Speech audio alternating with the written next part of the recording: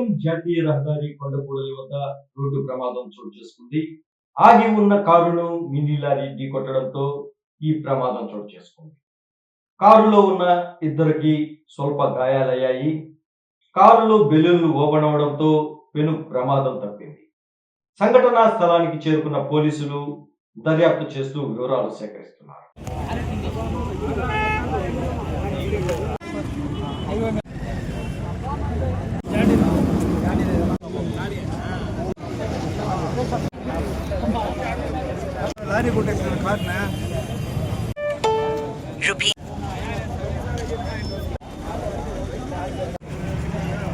What do you mock?